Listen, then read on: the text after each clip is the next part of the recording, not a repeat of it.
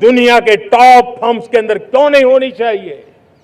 भारत की टेक्नोलॉजी कंपनियां दुनिया के अंदर सिरमौर हो, यह हमारा लक्ष्य होना चाहिए।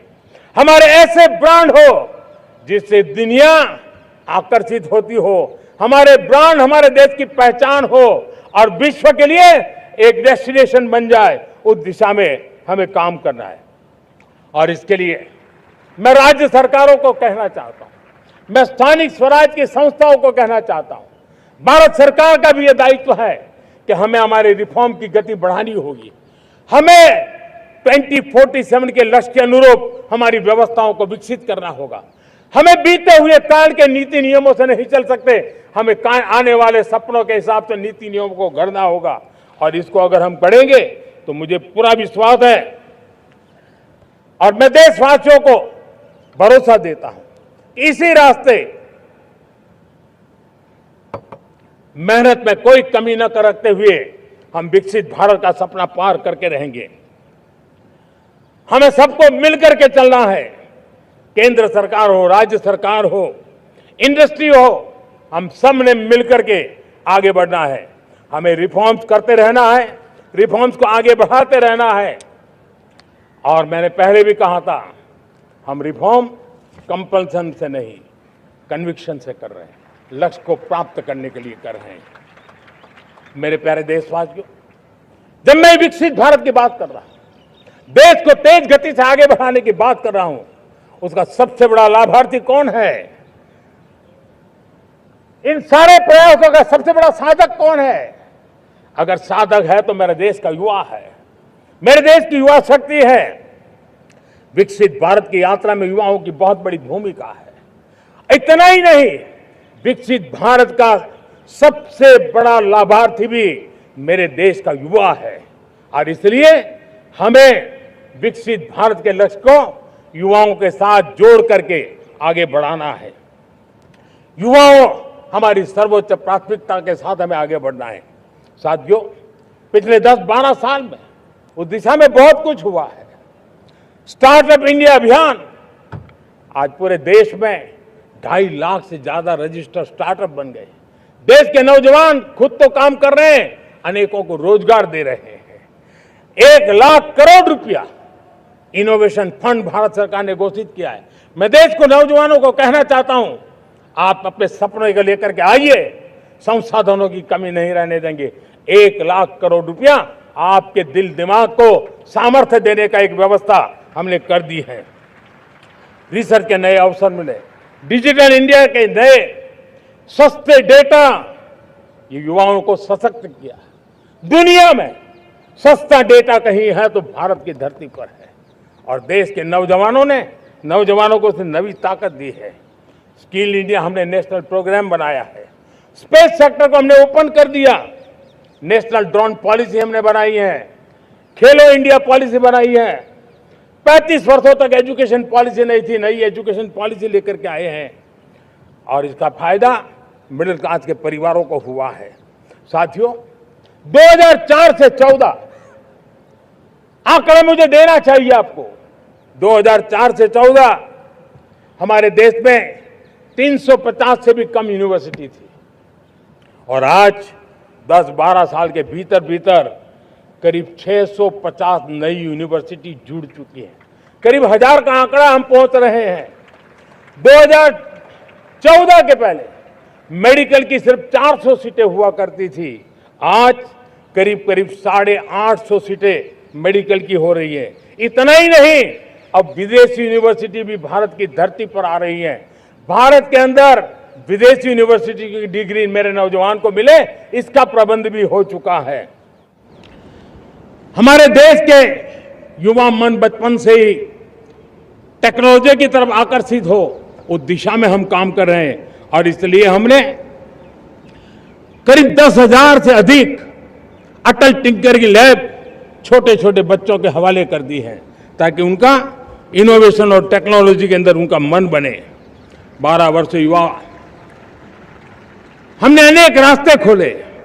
हम स्टार्टअप ओपन कर दिया। आपने देखा होगा, भारत के प्राइवेट स्टार्टअप 28 साल की एवरेज उम्र के बच्चों ने, नौजवानों ने दुनिया में पहले ही ट्रायल में अपना सैटेलाइट लॉन्च कर दिया और रॉकेट लॉन्च कर दिया उन्होंने।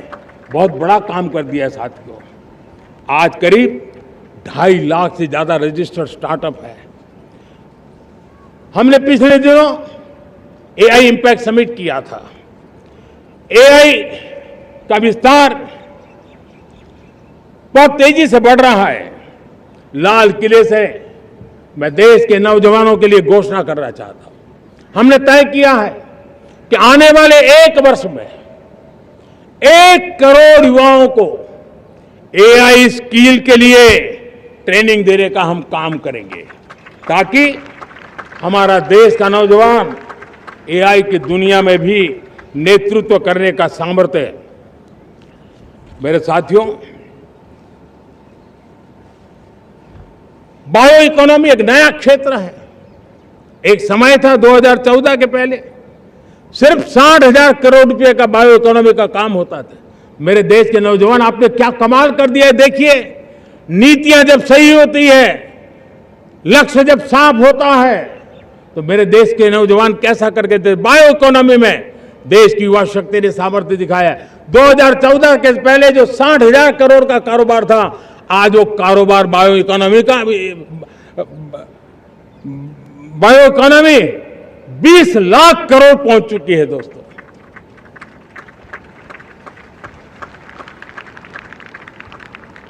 दो 2009-10 का कालखंड था, सिर्फ 25 लाख इलेक्ट्रिक व्हीकल हमारे देश में बिके थे।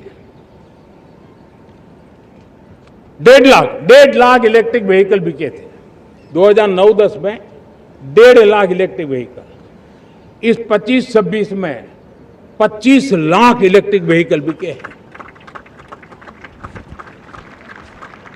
मेरे प्यारे देशवासियों, एविएशन सेक्टर भी मेरे नौजवानों के लिए बहुत तेजी से आगे बढ़ रहा है। नए एयरपोर्ट, नए रूट, नए रोजगार के अवसर बना रहे हैं। मेंटेनेंस, ओवरहॉलिंग, इसके भी कारण देश में बहुत बड़ी मात्रा में स्किल मैन पावर को काम मिल रहा है। मेड इन इंडिया हवाई जहाज बनाने की दिशा में हमने सफलता पाई है। Made in India defence transport aircraft C295 already अपनी उड़ान भर चुका है, सफल उड़ान भर चुका है। ये देश के नौजवानों के लिए, मेरे साथियों, ड्रोन ने भी बहुत बड़ा काम किया है। स्वामित्व योजना, गांव में ड्रोन से स्वामित्व योजना सफल हो रही है। करीब 3.25 करोड़ परिवारों को स्वामित्व योजना का लाभ मिला है और इसके कारण 140 लाख करोड़ रुपए जैसी संपत्ति अनलॉक हुई है, जिसके कारण बैंक से लोन मिल सकता है, लोग अपना कारोबार कर सकते हैं। मेरे प्यारे देशवासियों, हमारे मध्यम वर्गीय परिवारों के सामने एक बहुत बड़ा बोझ बन चुका है कोचिंग क्लासेस की स्पर्धा। हर माँ बाप को लग रहा है कि कोचिंग क्लास में बच्चे को नहीं भेजा तो हम प्रतिष्ठित परिवार नहीं है। इन गरीब और मिडिल क्लास परिवारों की हम चिंता करते हुए हजारों करोड़ रुपए का उनका खर्च है वो भी बचे, बेटे भी अपने आसपास रह सके, उनकी देखभाल हो सके, परिवार पर आर्थिक बोझ ना आए। और इसलिए हमने युवाओं के लिए विभिन्न परीक्षाओं की फ्री ऑनलाइन कोचिंग हमने करने का निर्णय किया है। डिजिटल पब्लिक इंफ्रास्ट्रक्चर है, हमारे पास उत्तम टैलेंट है, टीचर्स हैं, उन संसाधनों को जोड़ करके हम देश के नौजवानों को फ्री कोचिंग देने का एक पूरा नेटवर्क हम खड़ा करने वाले हैं। मेरे प्यारे देशवासियों, मैं हमेशा कहता आया हूं, जो खेले वो खिले।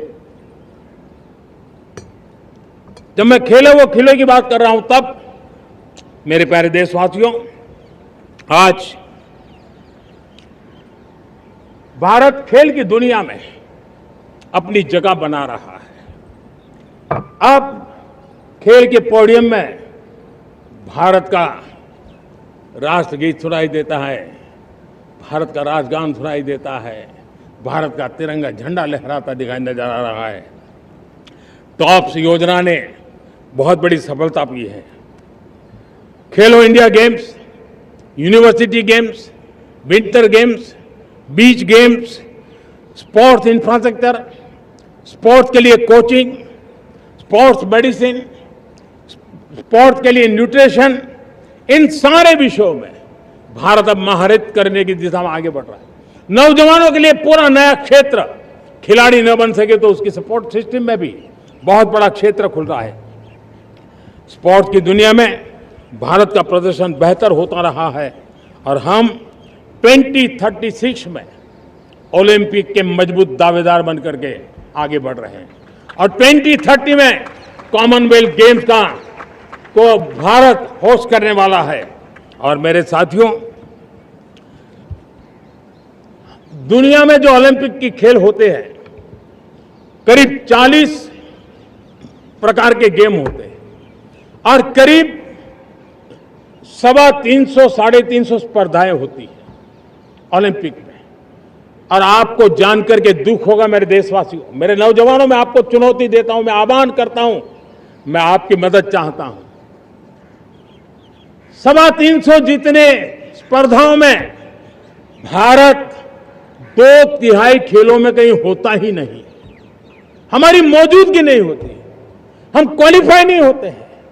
हमने तय किया है कि 2036 में जो ओलंपिक होगा, हम चाहते हैं कि वो भारत में हो, लेकिन 2036 में जिन विधाओं में आज भारत खेलता नहीं है, जिन विधाओं में भारत क्वालिफाई नहीं करता है, जिन स्पर्धाओं में भारत ने छोड़ के रखा है, 3/4 हिस्सा हमारे इंतजार कर रहा है।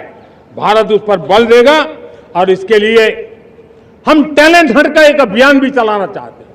हमें अगर 2036 के लिए खिलाड़ी चाहिए तो आज जो 5 साल, 10 साल, 15 साल की उम्र के नौजवान हैं, बेटे हैं, उनके तरफ ध्यान देना होगा, उन बेटियों पर ध्यान देना होगा। और इसलिए 5 से 15 उम्र के बच्चों में खेल प्रतिभा ढूंढने के लिए गांव-गांव, शहर-शहर, स्कूल-स्कूल एक टैलेंट हंट का अभियान चलाया जाएगा। बच्चों की प्रतिभा को देखा जाएगा और फिर उनको स्पेशल ट्रेनिंग दे करके देश के लिए खेलने वाले अच्छे खिलाड़ी बनाए जाएंगे। मेरे प्यारे युवा, देश के सामने, देश के नौजवानों के सामने नशा एक बहुत बड़ा संकट बनता जा रहा है। नशा मुक्त भारत, ये हम सबका सामूहिक दायित्व होना चाहिए। हमारे उज्जवल भविष्य के लिए हमारी युवा पीढ़ी मजबूत हो, हमारा युवा सामर्थ्य हमारे देश के लिए काम आए, इसलिए नशा मुक्त भारत